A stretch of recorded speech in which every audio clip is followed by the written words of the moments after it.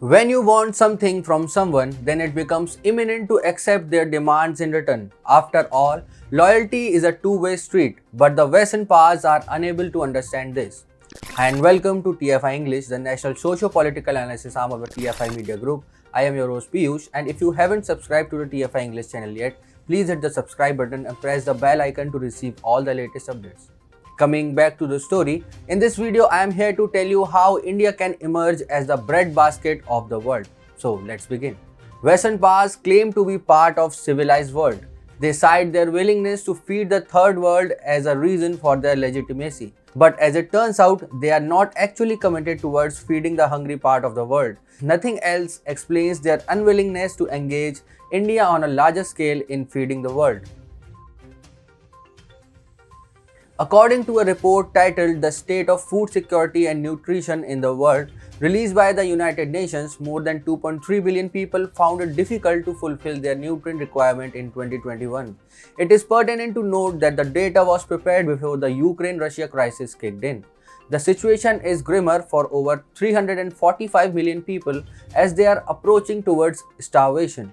Moreover, 50 million people in 45 countries are facing risk of famine.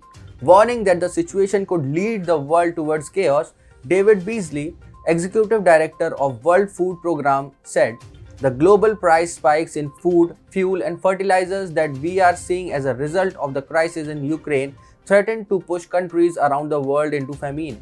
The result will be global destabilization, starvation and mass migration on an unprecedented scale."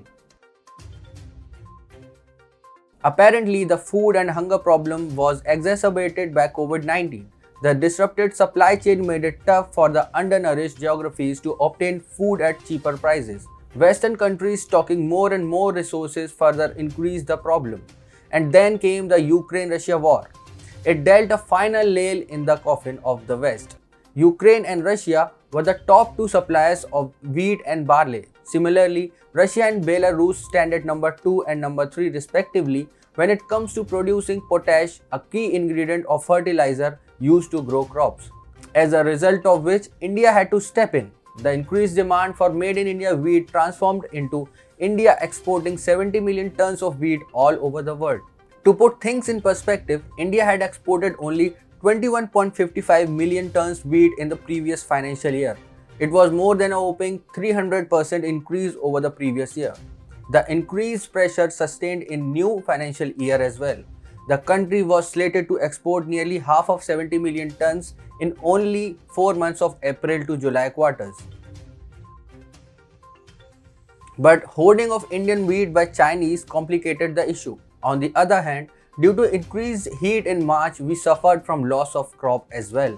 Though the loss has proved to be not so big so that it could hamper our export prospects, however, it does mean that India required more regulatory support from countries and organizations putting moral pressure to export grains from India. More precisely, what India needs the world to do is accept the crop produce eaten by more than 1.3 billion Indians as healthy and good for citizens not having Indian passports. It is unfortunate that our farmers are taking on the responsibility of feeding the world, and in spite of having everything in order, they have to deal with trivial issues in order to have export-ready grains. Moreover, world trade regimes also need to accept India's demands of liberalizing global trade in developing countries' favor. More precisely, by eliminating the peace clause in the WTO's relations with India, the forum can ensure that India is incentivized to produce much more crops compared to its current production. Only when the Indian government is not constrained by international order to assist its farmers will it be able to provide proper food subsidy and other benefits to ensure farmers' income, which will further boost India's food exports. Simultaneously, the revenue generated from price realization due to food exports will provide more leeway for India in providing food grains to countries like Sri Lanka and Haiti, among others. The ball is in the Western countries' courts. Time and again, India has said that it can feed the world. It is now the West's game to lose. India has done everything it could.